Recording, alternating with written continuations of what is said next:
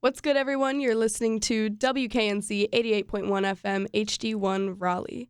We're a student-run nonprofit radio station based out of North Carolina State University. I'm DJ Lucid, and this is Off the Record. Here with me today are some of the very talented members of the five-piece band Cigarettes at Sunset. Welcome, you guys. Let's do some introductions. Hi, what's up? I'm Garrett, and I sing and play rhythm guitar and yell at Ryland a lot. What's up? I'm Ryland. I play lead guitar and get yelled at by Garrett a lot. My name is Ethan. I play drums, and I try to intervene on their yelling up pretty often. And then the two people that aren't here are doing really cool, important school stuff, and that is Wells Whitman on backup vocals and bass, and Sarah Van on violin. So where are you all coming from today? We are from Boone, North Carolina, but we're all a little bit, couple miles away from Boone, North Carolina. Ryland's from Banner Elk, which is like 30 minutes from there, and then I grew up an hour away in Plumtree, deep in the holler. And then Ethan is from, what do you even call it? I'm from Waxhaw, which is a farm town in the very corner of the state. And then I came to App State and just stayed in Boone. Wasn't quite ready to leave yet. Beautiful. Well, we appreciate you guys driving down and being with us here today. One thing I'm always curious about when I meet bands is what's the deal behind Cigarettes at Sunset? I'm sure you guys get that all the time, but where did that come from? So I guess I came up with the name for it. We were up on this cool little viewpoint in town, and it was sunset. You know, we were out there, and we decided it'd be a great time to smoke a couple cigarettes. Then we were sitting there, and we were like, wow, Cigarettes at Sunset. That could be a cool band name, and that's kind of where it started. That was moving. It was. It's a moving testament. So I see cigarettes a lot in like your album covers, your Instagram posts. Would you guys say that's kind of a staple of your band? Sadly, the branding is, definitely a part of it. But I don't know, it kind of helps have that fun, edgy side, as kind of sad of a promotional material as that can be. Don't smoke cigarettes. They're bad for you. Don't do it at all. Yeah, don't smoke them.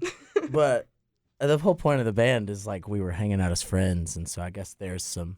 Yeah. Sometimes when you're young, you do things you shouldn't do, and but that's also where the best stories come from. So that's kind of what I like to think the band name means. Very true. I love that.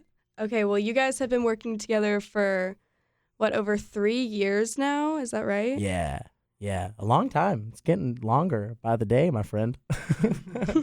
So how did you guys meet and decide to come together as a band? I met Garrett through a job. We were working together as raft guides. It was pretty cool. And then that's kind of how we met everybody else, right? Yeah, basically. We met Wells through the rafting, but like we weren't working there. We'd quit. We got a little tired of it. But Wells was working there at the time, and so we met him there. And he was in another band called Yes Dude, and we have like a song with them, and they're great. And really, they're the reason that we like got into playing music live. We just made it at Ryland's house. But then we went to a show, or maybe you didn't go to a show. And then they played our song before we even played it, and we were like, we got to do that. So, everything through the rafting, I feel like, is how this all started. Other than Ethan. Ethan was like this weird, mythical ghost. I was the Craigslist fun. Yeah, dude, that was like, that's just how I guess it all worked out. We're friends, and it's always worked that way, and that's where the music comes from, is just hanging out, and sometimes practice turns into maybe just staring at our phones, but in a collective circle, and we're doing it together, and that's what matters, you know? Right. Not that we haven't practiced. Huge for team cohesion. Huge. So you guys have been collaborating as a band for a while, but you've been friends for even longer. And how does that influence your writing process, like the connection you all have? It's huge. And there's a lot of it that allows for a lot more open honesty in a band, and that's really important if you're making something that you want other people to latch onto. And that's something that I think we're really, really good about, at least in our own process, is we have our own little checks and balances in place to make sure everybody can get on board with everything. Right. Yeah, everyone likes the songs a little bit different. We're all different, but we all have the same idea of how we want it all to feel at the end of it. And like our big thing is it doesn't have to sound perfect. It just has to feel perfect. If it feels good. I think it's really important to have like everyone have a moment in each song where it's like theirs, so that that's how we record anyways, is we focus on making sure everyone has that perfect moment where they shine. And then it all works together because it just, dear listener, I have been putting my hands together, if you can hear it through the microphone. Well, that was a really good answer. So, would you say the actual process of making your music, is that more collaborative or divided like instrumental and lyrics? Collaborative, big time. Are you kidding me? Yeah. That was like when it got started, we wrote this song called Ferrari, and it was just me and Ryland at this point. And like me and Ryland didn't have anything, and like I was trying to write a song that I thought Ryland would like. And then it just pushed me to be a better writer, and that's kind of the whole point. I think is we all just try to push each other to keep open minds and somehow make it all work. Cohesive-ish. Cohesive-ish, okay? We don't want it to sound perfect. That's the whole point. Okay. So even though you guys only formed together as a band a few years ago, you're still kind of a baby band. Baby band. How long have you all been making music in general, individually? That's a good question. I think I started drums when I was 9 years old, and then started taking it actually seriously in college, and then played in 2 bands before joining this one. And yeah, it was probably about 5 years ago that it got serious for making music on my end. I like played guitar and stuff for a while, and then when I finally met Garrett, I realized that we could make demos in Logic. It was pretty sick and very eye-opening for me, and that's kind of when I started like recording music. Yeah. I don't know. When I was like 11, I guess I just was like, ooh, I want to write songs. So I kept trying to figure out how to do that, but I did not know how to play an instrument until like 7th grade. Maybe I learned how to play the piano, but that was just like I could play C and G and go back and forth. I didn't really figure out how to write songs until we all started like spending time together. Like I always knew what I liked in a song.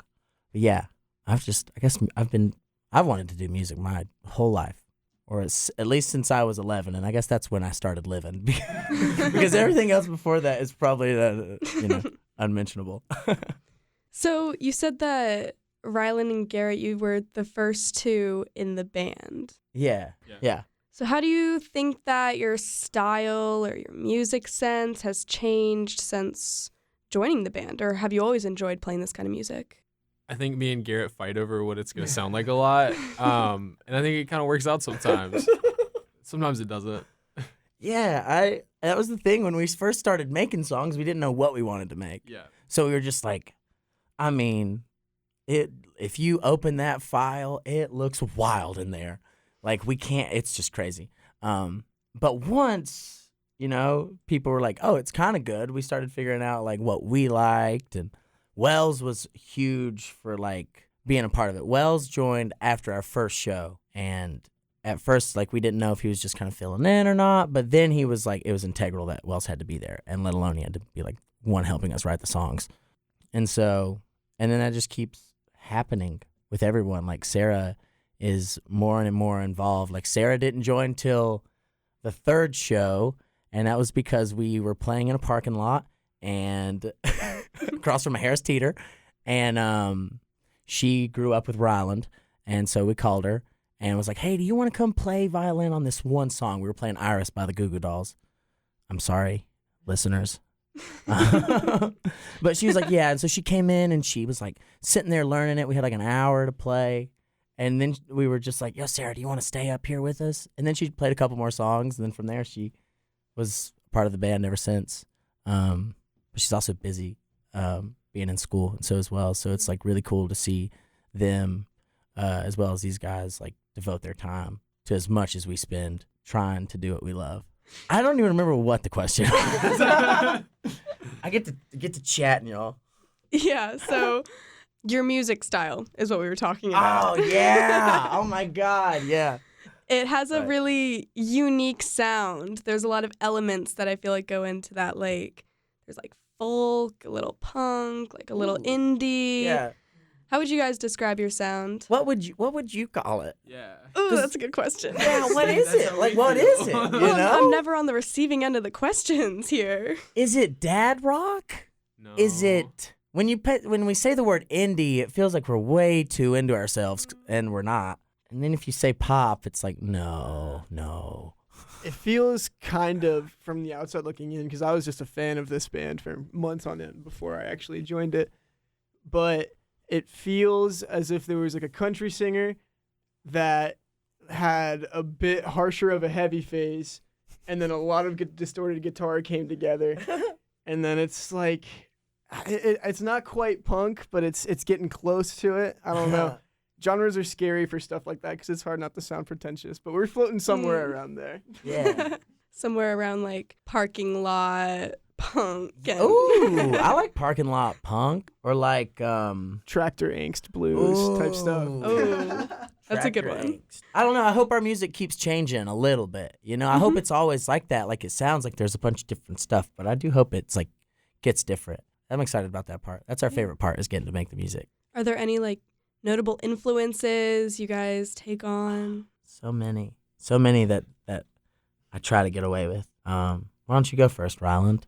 I think Ethan's got some good answers for this one. I'm the black sheep of this group. I'm into weird music, but for my end, it's like mainly instrumental stuff. A lot of like modern jazz, and it sounds so pretentious to say out loud, but stuff like that. Just instruments going makes me really happy. Man, I love Gavin DeGraw. He's just this old piano. He's just like this great piano player, and he could write a song, and that was what got me into music. So it's like very to me. It means a lot to me. But for the band, I don't know. I'd say like Nirvana for sure. We listen to a lot of Nirvana. I think a lot of the what our inspiration is what me and Ryland listen to, and then what like our friend group just continues to listen to as a whole. So like Nirvana, Zach Bryan, Tool. What's a Tool? What's DJ Diesel? Vin Diesel. Vin Diesel has a song called "Feel Like I Do." It's really good. Man, I don't remember what like our inspirations are. I love Mipso. I love Mipso so much. Have you heard Mipso? They're like from here. Really? Yeah, they're amazing. You should listen to Mipso. They're great. And my dream is to one day, after we do this crazy punk thing, that we get a little quiet and we do like a really small acoustic album. Oh. And that's where I get that from. That's really random. Do you guys enjoy playing acoustic? I do. Gary loves it. I love playing in my band way more though. Like I did the solo thing for a long time, for like 5 years before Rylan asked me to be in the band. And this is the best, dude. To play music with your best friends is the coolest thing you can do. Let alone the fact that someone asked us to come down on a Wednesday and do an interview. This is awesome. So I'm glad to be a part of it. thank you so much for having us. This is just it's just a hoot, right? Like, I don't know. We're doing what we're doing. Absolute holler. Absolute holler. In the words of that guy from Instagram that Ethan likes a lot. Will you hit him with it, Ethan, real quick? Just real close up on the mic. Will you hit him with it real quick? I'm supposed to be doing like a DJ spin. That's a tough one to put me on the spot with. If I could explain the band, that's what it is. That's our sound. That's your sound. Aaron. That is us. Wow. Cool. Okay, so you guys just came out with a new song just a few days ago with Maggie Robinson Rose. Yeah. Congratulations. Thank you. Thank you. So what inspired this specific song? Well, so 4440 is Ryland's song. He wrote this like past January, and he just kept playing this riff over and over and over, and then we loved it. And we made a version of it, and then, we meet Ethan along the road, and Ethan becomes this integral part of our band. But also, he is in another band called Maggie Robinson Road, and that's him and his buddy, and they did a remix of 4440, and it was just really cool that's the best part about creating, is doing it with other people, and we try to do it with as many people as we can. And so far, we've got to work with Ethan's band and our buddy Ollie. He's done a remix for us, and then we've worked with Yes Dude. And so whenever the opportunity comes that we can make a collaboration with someone, it just really rips. It's a really good song. I'm really proud of Ethan for what he did with the arrangement. He made it a little faster, and it's a little different from what we usually put out because it's just really heavy. Mm-hmm. So that Ethan, you should tell us how this song feels to you. Well, this song fills a really unique role in our set list. It's always kind of just our optional song at the end for if it's rowdy enough. It's just our mosh song. She's very simple. She's very loud. Yeah. She's very fun. I almost kind of saw it the whole time as a Doom soundtrack, like those old 90s shooters. That's what it feels like. So I tried really, really hard to get a mix that sounded and felt like that. And there's a goofy little side project that I ended up putting a lot of hours into. And then I was we can actually use it if we want to. And it's awesome. If you guys want to tune in, do it. Just do it. Do you guys have any other upcoming projects or albums in the works? Oh my gosh. Yeah. I'm really excited about it. I love to talk about it. So we put out this album called Mr. Pucky and the Star Destroyers, and it was just not remixes. It was just it was a mixtape, really. It was just a bunch of songs we made in the first couple of years, and we hadn't dialed in our sound, but this album feels like we're dialing it in. It's that next step. There's softer moments, and there's these big, heavy moments, and we've just figured out, we've got 12 songs, and we're, probably 80% done. It's just tracking those last few little things, and that is what slows us down, is we got to mix it, we got to record it, we got to master it, and just takes time. And then we're on the road a lot, or we're playing shows, whatever we can do. But, yeah, the new album's cool. We have a new song coming in February, and then that's kind of the rollout. And then tour in the summer. Wow, that's exciting stuff, you guys. Yeah. I'm personally extremely excited for it. It's by far the most unique recording process I've ever seen for the album. Because me, Garrett, and Wells all do a good bit of producing. So it's split almost evenly down to where we all produced different segments of it. And each of us just recorded it in someone else's bedroom for each song. So it feels really, really homemade and intimately done, which is cool. Yeah. And I think it's our best work. Everything feels catchy. Everything feels good. There's a good flow to it. Yeah. And we're just now getting to the point where we have to start to be able to play it live. It's scary, but it's going to be really, really cool. Next few months are going to be exciting. Yeah. What do you think, Ron? What are you excited about, man? It's pretty cool. I don't know. Tune in for some new bangers. Which one do you like the most? Say that again, Ron. You don't know the names of any of the songs? I don't know the names of all of the songs on the album. The album is called A Good Year for Hunting. Oh. And it's going to be out April 25th, I think. Can I hold you to that? I hope so. I really hope so. Yes, you can, because I'm too, what's the word? Stubborn to give up dates. Yeah. So that's our date, and we're going to stick to it. So, yeah. Yes, okay. ma'am. Well, I'm really excited. Thank you. And I think on that note, we're going to take a short break to play y'all The Dangers of Banjo Maintenance by none other than Cigarettes at Sunset. Boo. Boo. We'll be right back.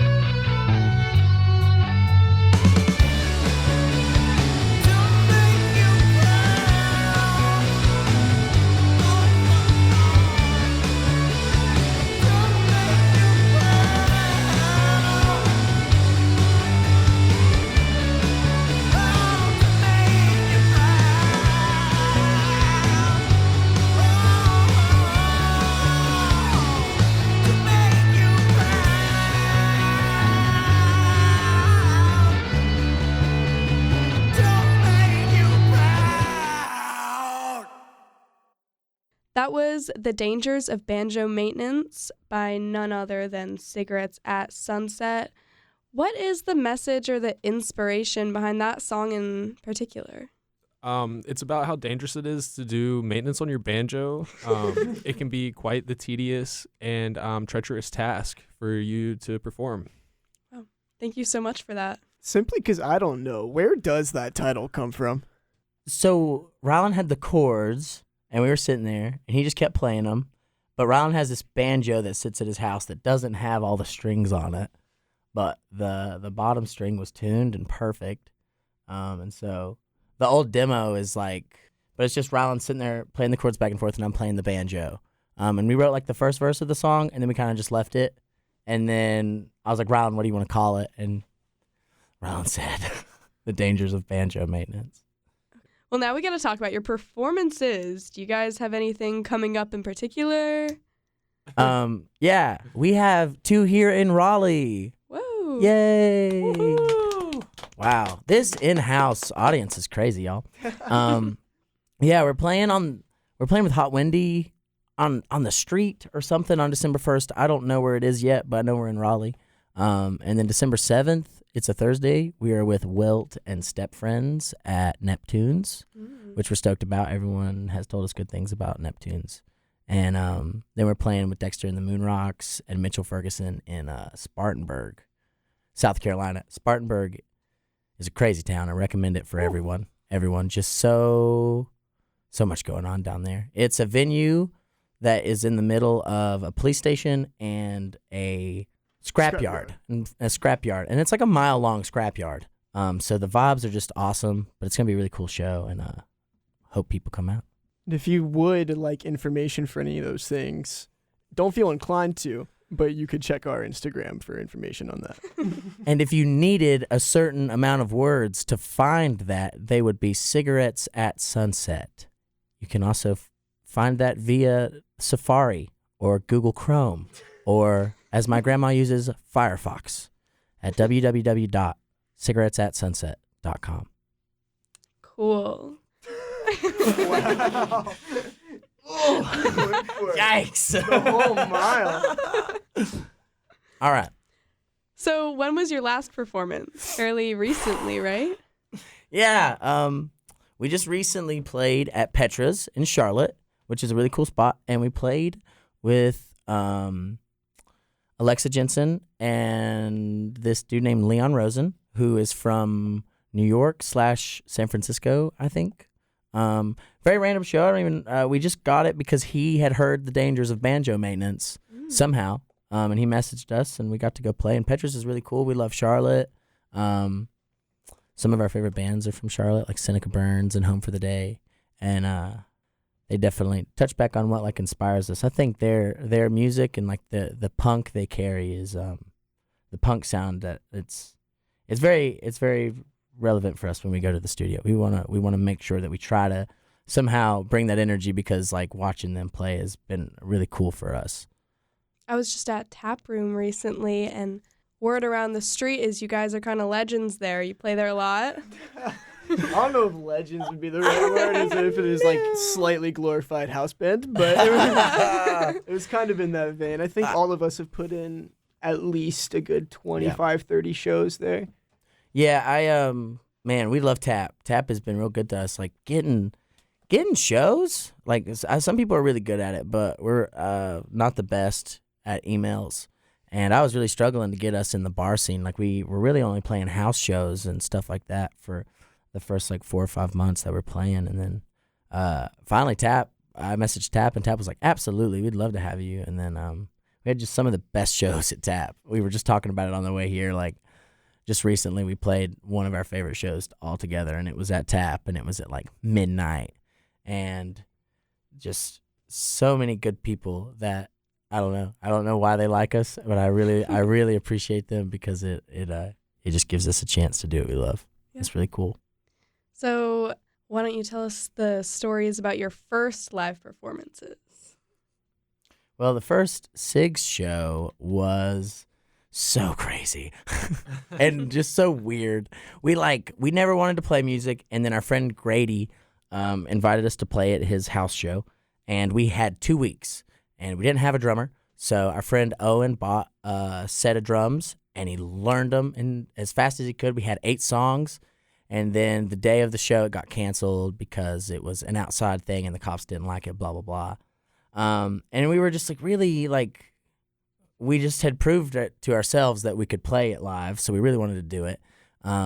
So luckily, we found a spot called the Lizard Lot in Boone, and Rylan actually named it the Lizard Lot. And it's across from the Harris Teeter, and 100 people showed up or something, and our friend Barrett opened, and it was just so cool. It was the first time getting to see like how music can not just affect you, but like affect your community and affect the people that are around you. And our buddy Ollie, we didn't have a bass player. Wells wasn't there yet. Our bass player was our friend Ollie, I grew up with and taught me everything I know about music, and it was a special night. I loved it. It was a lot of fun. It was really crazy. We barely pulled it off, but So barely. Just so barely pulled it off. and it was great. Yeah, is what we needed to do. So do you guys tend to practice any band rituals before you go on stage? Yeah, we do. Every single time before we go on, we all put our hands in and we do some sort of chant on 3. Yeah. Chant on 3 is important. I mean, Sarah is very always late. She's always late. But when she's late, it's because she's like very like she wants us to have a sweet treat. Sarah likes sweet treats, so she gets us a bunch of sweet treats. Like she introduced cake pops to us from Starbucks. That's about it. Yep, that's about it. And she always brings us coffee. And Yep. Lucy, I forgot what the question was. That's okay. Cool. We'll move on. All right. Woohoo! Thank you, guys. Oh, that's such a sweet sign, sir, in the back. Your name's Rob? Oh, my gosh. You're from Ohio? Long drive to get here. Long drive. Thank you, Rob. Okay. So, Boone is a really musical environment for up-and-coming bands. Yeah. How do you feel that, living and performing in Boone has influenced your band in a good way, in a bad way? I think it's just about, all good things. It can definitely give you a bit of a false expectation of, how much investment people might have in live music in other towns. But it's definitely not a bad thing. Boone's a really easy town to go out and see a lot of variety in performance and a lot of diversity in different sound. And it's kind of surprising that such a small and tiny place has that vibrant of a community. It's really rare and cool to have that of our foundation. Yeah. Boone is just man, there's so many talented guys that are playing there. I mean, we were talking about Babe Haven. That's how we know them, is they were in Boone. They were the name. And then you've got people like Yes Dude and Something Comforting and Soulstalgia. I don't know, just all these people. They're great people, and that's the best part is we play with them, and we've played with them a couple times, and we all stand around each other and we're a little awkward because none of us remember each other's names, but we don't want to let each other know that we forgot each other's names. But we love music, and just all the people that are in Boone are great, and they're good people, and they care about the music, and that's what matters. I think that's as long as a band that we're playing with is there to make music and to do it for the community of it all, and I don't know, there has to be some deeper healing aspect to it for me. So as long as a band feels that way, to me, it's just I think it's really magical, and Boone has that. Boone for sure has that. Boone is a great place to have your roots in. Yeah. But it is interesting, going out and coming to Raleigh and going to Georgia. It's tougher, and you got to have sharp teeth, and you got to be ready to bite off more than you can chew, because that's just how the world works. It's fast, and you got to keep up. We do love that, though. I love it. Yeah, it is. Exciting. Yeah, it's the best part, right? So, closing off, we're going to be playing for you guys an unreleased song by Cigarettes at Sunset. What? And before we go, could you guys tell us a little about the song Shoulder Blades? Well, I wrote Shoulder Blades a little bit before Banjo Maintenance, and then I forgot about it for a really long time. But then there was one day in this past summer that I was I was recording, and I wanted to make this demo. And then it just felt really good, and so I sent it to everybody. And it was like kind of just to go back how we like make music is like, you know, Wells will make a demo, I'll make a demo, Ethan will make a demo, Ryland will make a demo, and we'll send it to each other and just see how it feels. And this time was special because Sarah liked it. All right, this is huge. It takes a long time for Sarah to critique a song for her to like be like, all right, I'm behind this. And she liked it off the bat, and really it just got me stoked. And I love this song. I don't usually write like happy love songs, and this one's a happy love song. And so I hope, if anything, it makes you think about the ones you love and their shoulders. That was beautiful. Thank you. Thank you. Hey, real quick, everybody here in the audience, I'm talking to you, Rob. Thanks, man. Give it up for the audience. Yeah, Rob. You guys Yeah, killed give it up for the tonight. audience today, y'all. And more importantly, give it up for DJ Lucid over here at WKNC. Let's give it up. Rob, no. Security, can you grab Rob? Rob, you can't take your shirt off in here, man. Wow, thank you guys so much. Thank you.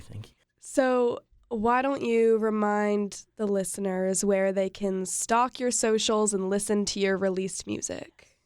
If you want to find us on Instagram, it's really easy. It's cigarettes.at.sunset. If you want to find us on the web, it's cigarettes@sunset.com. We don't know how to use Facebook or what the kids are calling X now. So that's really the only things we use. If you have any questions, if you want to book us at a show, please just message us. We'll message you back. It's usually all of us running the Instagram, and none of us know how to talk to people. So let's do this together. We're on all the streaming platforms Nice. like, Spotify, Nice. Apple Music, SoundCloud, Yeah. LimeWire, Oh, Not my word. YouTube, Roku TV, HBO Max, and Netflix, and that's about it. You guys heard that. It's been a pleasure to meet you all. Thank you so much for taking the time to come and talk to me today. thank you. Thank you. Thanks for Thank you having once us. again. So Yeah. much. Woo! Whoa, listen to that crowd. Thunders. I appreciate y'all for tuning in, and you can check out the interviews I do with other local artists at wknc.org/podcasts by clicking on Off the Record. I'm DJ Lucid, this is Off the Record, and you were just listening to Cigarettes at Sunset on WKNC 88.1 FM HD1 Raleigh.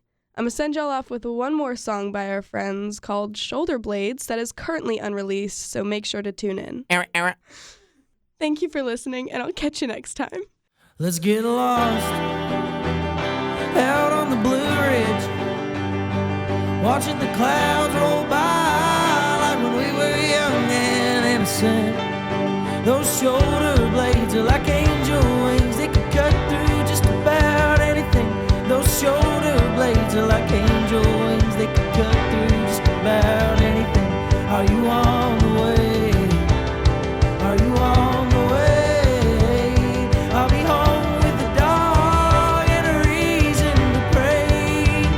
I talk to you till my tongue fell out, with faces at you, with the corners of my mouth. And lay so still, with your eyes leaning forward every morning. I strum the same three chords.